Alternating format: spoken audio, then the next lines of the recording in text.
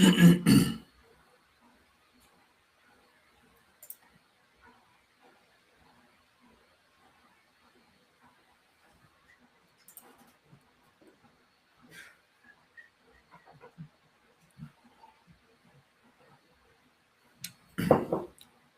right, are we live? We good?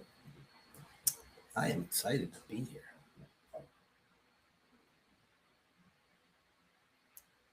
So if you're behind the scenes, if we are good, I am ready to go. First one.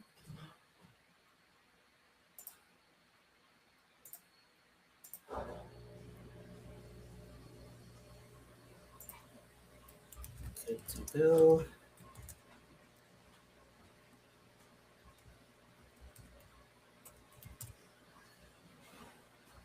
Beautiful Saturday morning.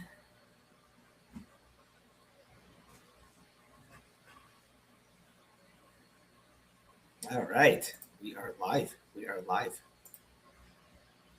We are live. We are live. Okay. All right, let's get going. So this is going to be fun, guys. I've realized that most people spend their whole entire life becoming who the world told them to be. And then one day they wake up and realize that they never became who God created them to be. This is not about just God. This is about whatever it is that you believe, creation, universe, God, whatever it is. I am not here to change your belief in what you believe. I believe that there is a ultimate creator, my God, and that is what I am going to reference, creation. And this is Easter weekend in terms of this weekend of resurrection, the death and resurrection of Jesus Christ. But the death is really, if you look at it, it's a false identity, right? It's it's this weekend's about sharing the death of man's plans and the rising again of the real you, of the real you. Because true wealth is not just about money. The true wealth is becoming fully aligned with who God created you to be. And that is what I call the four levels of wealth. So I just wanted to welcome you today. Welcome everybody. I am excited to be here with you today. Today we're going to share the four levels of wealth. The first two levels is the consumer level. The first two levels are the consumer level. And then the level 3 and 4, this is the creator level. This is where creation happens. And I believe that this is one of the most important messages I can share with you because most people think that wealth is only about money. It's not. Wealth is it's about results. Money is a result. That's all it is. Wealth is a level of being. Wealth is a level of value. Wealth is a level of alignment with your assignment. And if you don't understand these four levels, you can spend your whole life working hard and still never feel free. I see it over and over and over again. So this weekend, we celebrate the death and the rise again of Jesus Christ. And I think that message is bigger than religion. It is. Just think of it as a bigger than religion just for a moment because it is a pattern. It is a principle. Something has to die in order for something greater again can live. The old identity it has to die. The old identity has to die so that the false beliefs also have to die. The life built on other people's expectations has to die. Bronnie Ware wrote a book called The Top 5 Regrets of the Dying. And the number one regret of the dying, she's a hospice that helped people transition during their last, during death. And the number one regret is that I wish I had lived a life true to myself, not a life that others expected of me. So the God given version of you can rise, right? You have to let the old version of you, your identity, your false beliefs, others' expectations of you, that has to die. Because a lot of people are alive physically, but dead spiritually, dead creativity, dead emotionally, and ultimately, honestly, dead financially. Why? Because they're living according to man's plans, not God's plans, not God's plans, right? Bronnie Ware, in her book, Regrets of the Dying, um, a lot of people carry this. That's number one regret. They did not live true to themselves. They lived according to what others expected of them, and that is heavy. So think about that. It is heavy. How heavy has it been for you? I know at one point in my life, for several years, it was really, really, really, really heavy for me.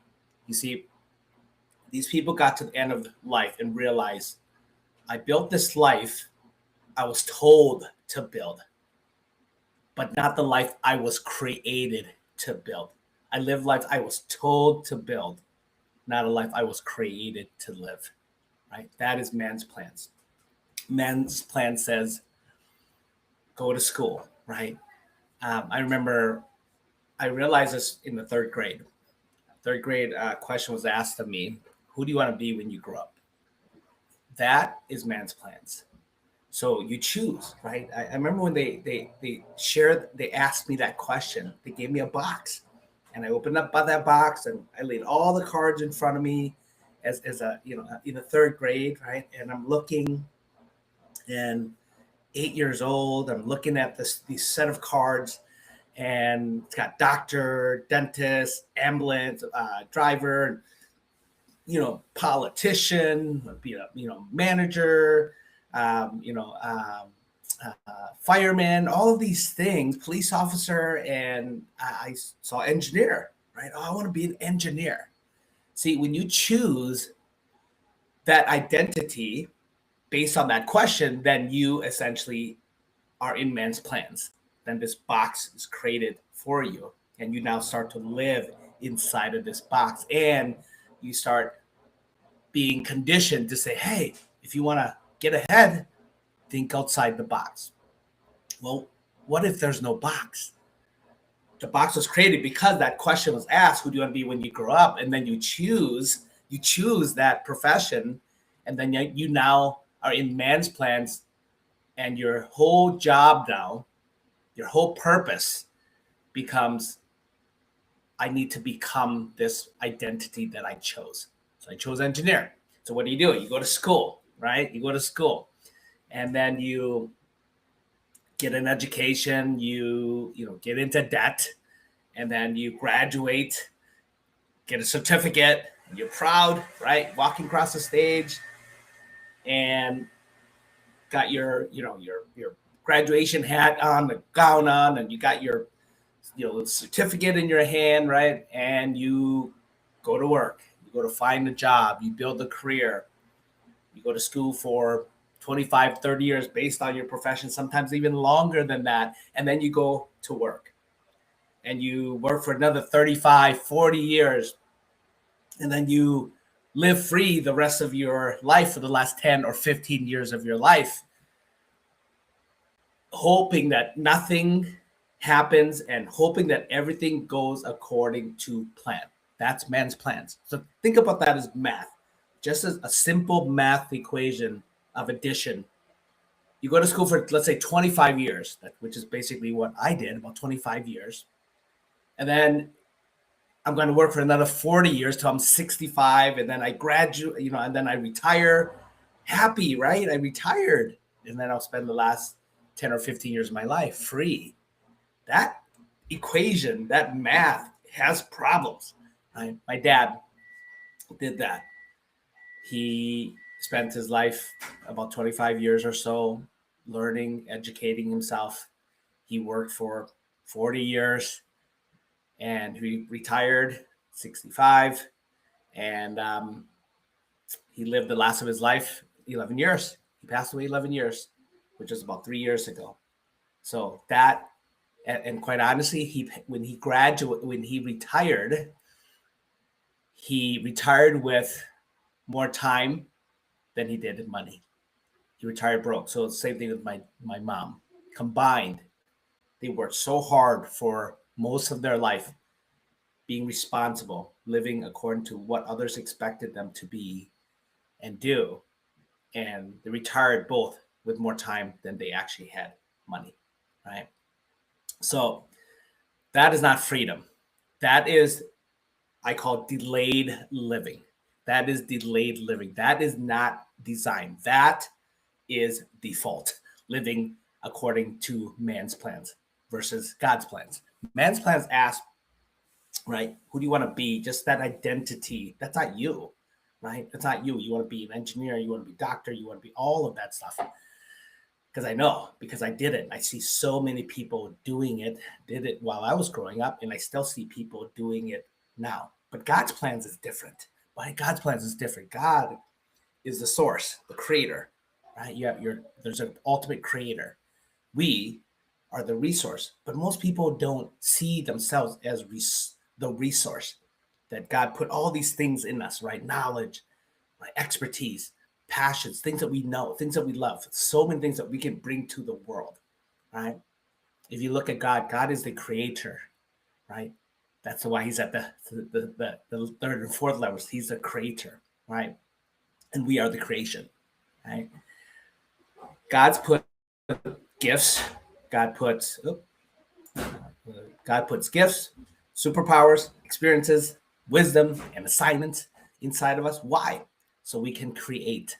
So we can create value. So we can create assets. So we can solve problems. So we can serve people. So that we can live in alignment with our assignment.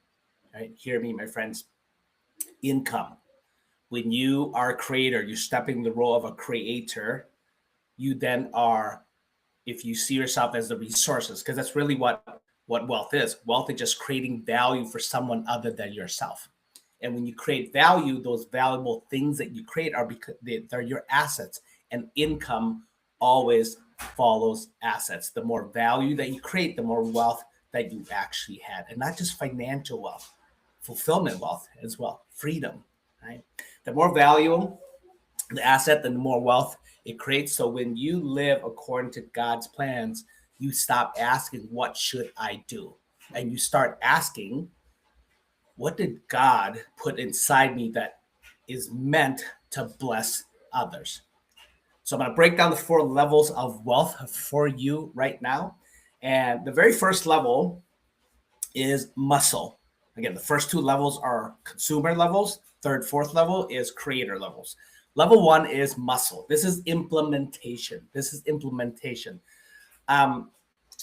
where things need to get done, and you are doing it. You're using muscle to implement.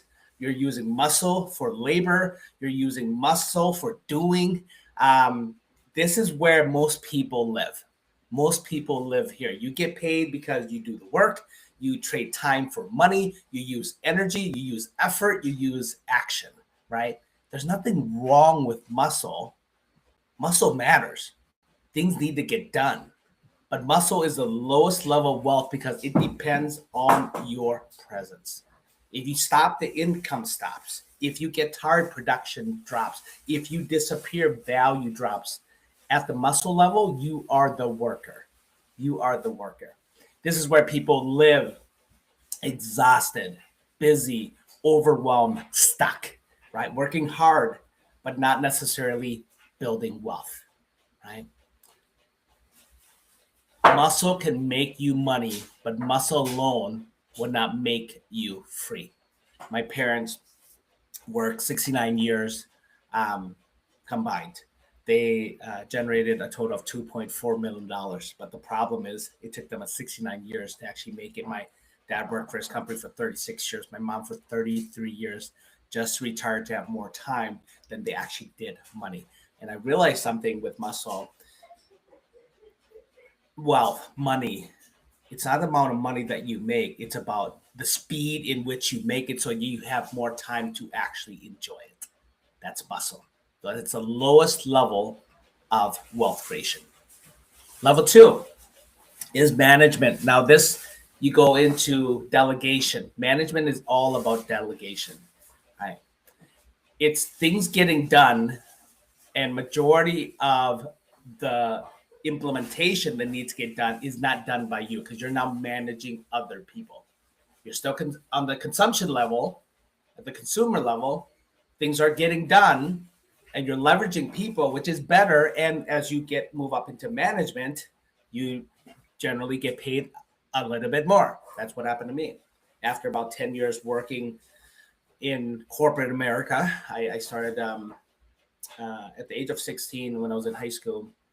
They had a work release program, and I would leave work, leave school half day to go work. So I started working at pretty young, and I'd say about up to about 26, 25, yeah, about 26 years old. I was in muscle implementation, working hard, had the most amount of energy, right? Because I was like 16 to 26. And right around 26 to 29, 3 years, I moved into management where I was able to qualify, right? And had experiences, had earned to become management. So I moved up to level two, right? Started delegating, started things getting done, but I was the one who manages people to actually do them, right? Um, this is where you stop doing everything yourself. This is where you realize, oh, I should not be the only one carrying the vision, right? At this level, you start leveraging people, you start building teams, you start handling things off, you start creating capacity, right, for yourself. But now you're not just using your hands, you're multiplying your hands. That's really what this level is, right? This is a higher level of wealth for sure. Why? Because delegation creates scale, delegation creates space, delegation creates freedom. But a lot of people never get here.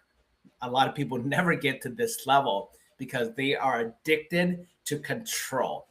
They're used to, that saying, right? If you want, you want something, you got to work for it. You got to work hard for it. So that's why most people don't get to this level, but some do, right? They say that nobody can do it all, do it like me, right? That's why they never get to this level. It's just faster if I do it myself. What if they mess up, right? If you want things done perfectly, it's got to be done by me, and that right there is what keeps people broke. That's what keeps people at level one, because when you refuse to delegate, you choose to stay small. If you have to do it all, you can't have it all. That's management level. It's better than level one, but that is still a consumption level, right? Because you're really not stepping into the creator level, which is what level three is about. Level three is about mind. This is the education level. This third level is about extracting what you know, what you're an expert at, what people come to you for advice, for answers, for problems that they need solving, right? This is where your knowledge starts creating you wealth. This is why you start becoming a creator at the third level. This is where your thinking creates value. This is where your ideas solve problems. At the mind level, people will pay you because you know something valuable. You know something that they need to know. You learned something, you lived through something, you overcame something, you understand something. You now are no longer just paid for doing, you are paid for knowing. And that's powerful. That's powerful because knowledge can compress time, knowledge can remove pain, knowledge can produce results faster.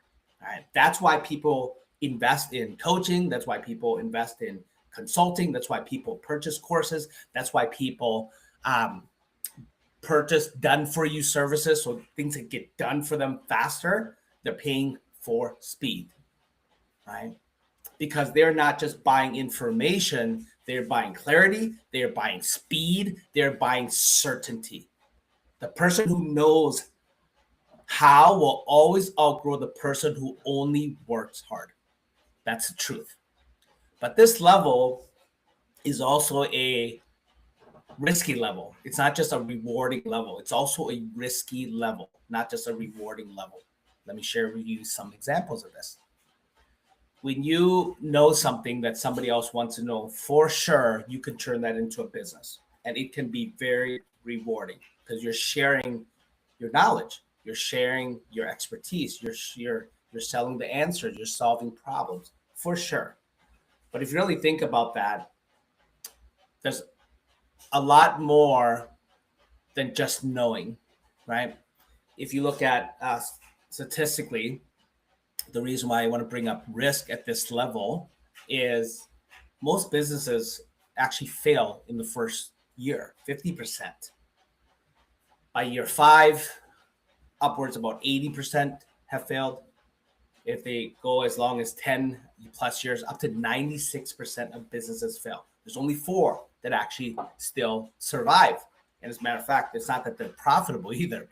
They're not, right? Some of them are, some aren't, but they at least survive, right? So it's also risky as well because you are taking something that you know, which is great. It's a creator level, right? You're creating, you turn into an offer, a product, a service, you sell it, and you can make money at it. But it's risky because it's really not who you are yet.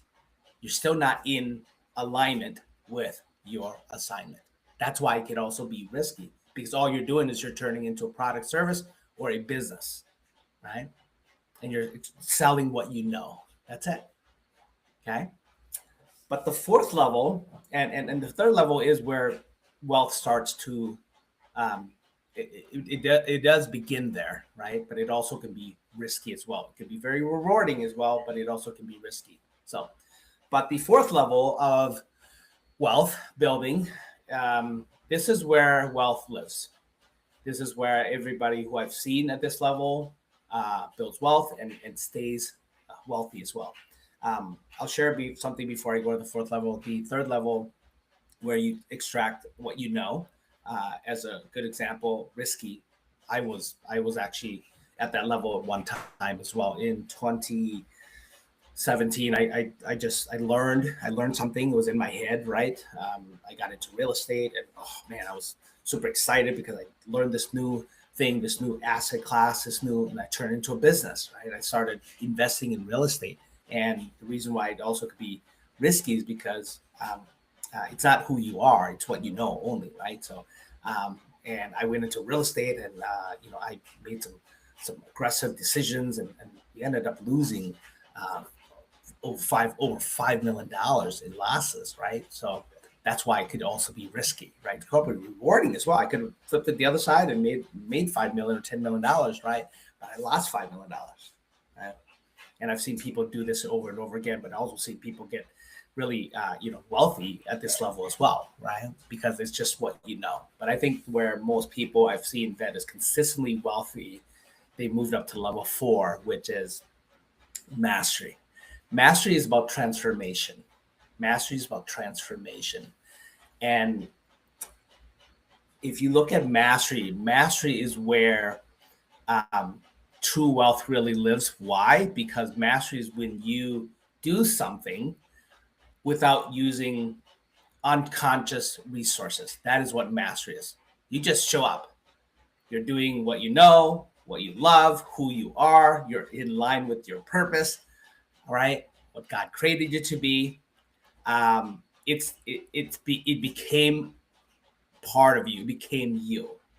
It's embodied, it's natural, it's integrated, right? That's mastery. You're not forcing it, you're not faking it, you're not just trying to remember how to do it. You have become it. That is mastery. And when you reach mastery, you can really package that into an offer, a product or service, into a framework, into a process, into intellectual property. That is your IP, into transformation for other people. Hear this, my friends. At the muscle level, you sell effort. At the management level, you leverage effort. At the mind level, you teach knowledge. But at mastery level, you create transformation. If you can create transformation, the more transformation you can create, the more wealth you will actually have. And transformation is the highest value in the marketplace, without a doubt. People don't pay the most for information, especially in today's day and age, right? Trying to build wealth with just what you know, just with mind, right, is not good enough. As a matter of fact, information is probably the cheapest it's ever been right now, and it's going to get cheaper with AI and everything that's happening, right? People pay most for transformation. Right? People pay most for transformation, right? So what is transformation? Mastery is where you live true to yourself, because mastery is usually connected to your God-given design. It's a thing you do naturally. It's a thing you see clearly. It's a thing you carry deeply. It's a thing that creates change in others almost effortlessly.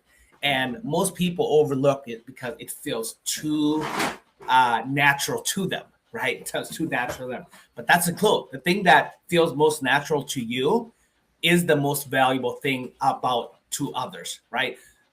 That gift, that superpower, that way of thinking, that way you solve, that way you lead, the way you communicate, the way you discern your essence, your teaching, you're sharing from your essence. That's not random. That is divine design. And when you truly master that and you turn it into an asset, wealth always follows. Income always follows assets. Always follows assets. Because again, income always follows assets, because the more value they create in the marketplace, assets, the more valuable you are, your offers are, the more wealth, the more valuable the wealth, right? And value is created when you master and solve real problems for real people, right? So the big framework, if you really think about it, muscle says I work, management says we work, mind says I know, master says I transform, right? I transform. And the higher you go, the less you are paid, right, for effort, and the more you are paid for value. The higher you go, the less you're paid for effort, and the more you're actually paid for value. That is the shift. The goal is not to work harder forever. The goal is not to stay trapped in implementation forever. The goal is to rise from labor to leverage to learning to legacy. Okay? And that's why I believe this message is perfect for Easter weekend, because resurrection requires death first.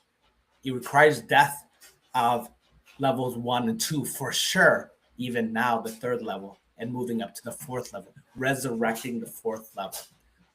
Because the muscle only identity has to die.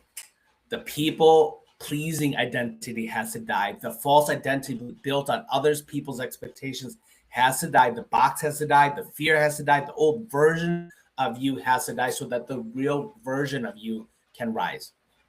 So you're called to rise, that you can rise, so that your gifts can rise, so that your alignment in you can rise, so that the wealth in you can rise. Not wealthy only in money, but wealth in peace, wealthy in purpose, wealthy in freedom, wealthy in alignment. Wealthy in alignment. So, what is mastery? So, let's look at that. There are 7 things, 7 sciences of mastery. First is proficiency, what you know and do best. Proficiency. People come to it, they ask you questions all the time about it. You are so proficient at it, you don't have to think about it, it just flows right through you. Second is passion. This is what you love the most. Not only you sharing it from here, but you're sharing it from your heart, right? It just flows out of you naturally. You love it so much. Third is purpose. This is who you are and why it matters, right? Your why.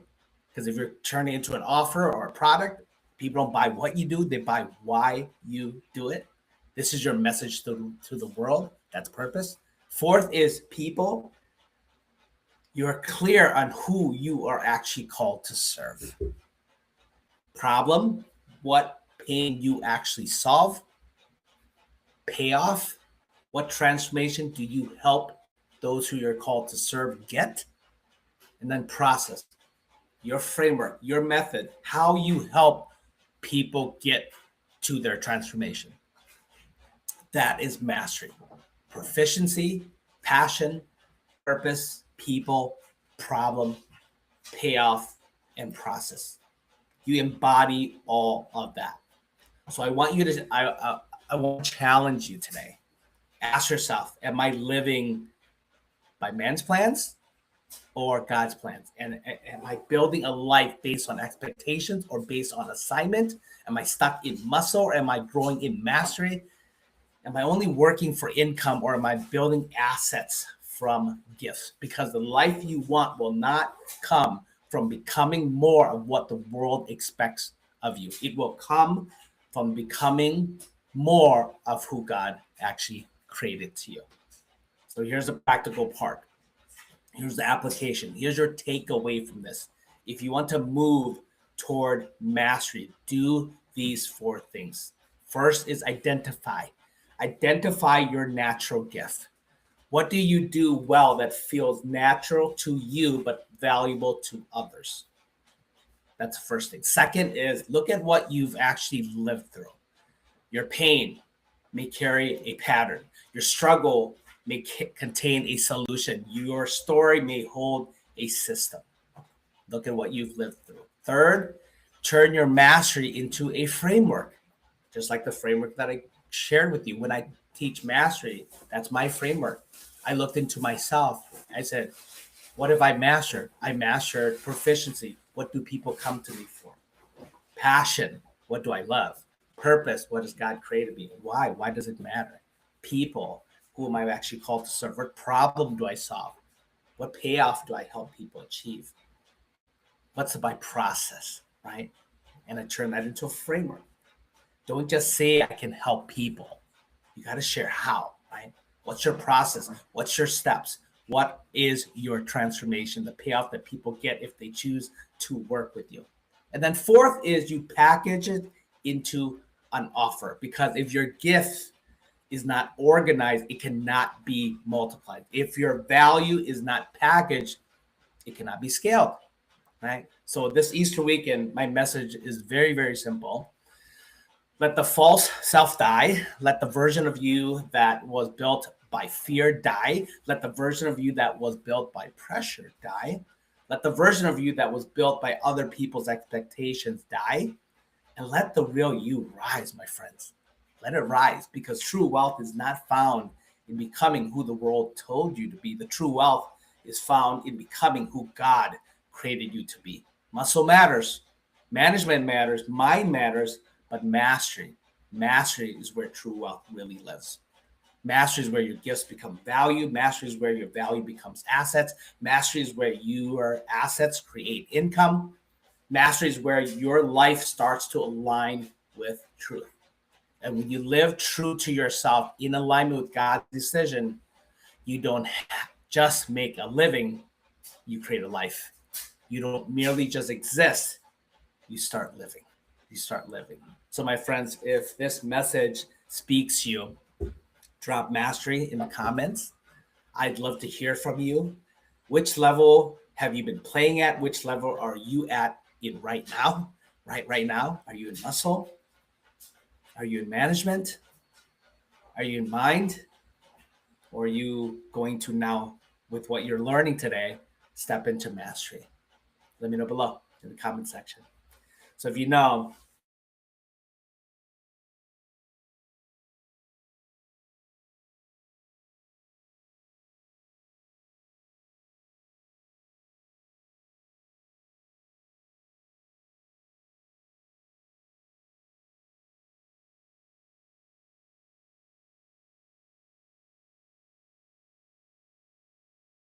you must be who God created you to be. So move up, my friends, to the 4th level of mastery, where you then can help create transformation. Have an amazing rest of the week, And we will see you on the next video. Next week, I'm going to come live again. I'm going to share with you how to extract your mastery. We're going to identify what you're living, because that's true mastery. You're living transformation. If you can't help other people transform if you have not transformed yourself. So what are you living? I'm going to show you how to extract it. We're going to show you how to package it into an offer. We're going to show you how to put a value to it. I'm going to walk you through the process of it so that you can market it and tell people about it. Tell the world that you exist. Your mastery exists. You exist. So that you could sell it effortlessly, where people come to you, they see the transformation. They just want to buy from you. Right? You don't have to be pushy. You don't have to feel salesy. You don't have to, be sleazy selling at all. Serve hard, sell easy. We're going to walk you through that. And lastly, we're going to show you how to teach it, how to wake up every single day. Just be there for the people you're actually called to serve. That is mastery. We're going to bring your mastery to life. We're going to resurrect your mastery this weekend. We're going to rise next weekend by showing you how to take it to the marketplace. Stay blessed, my friends. We will see you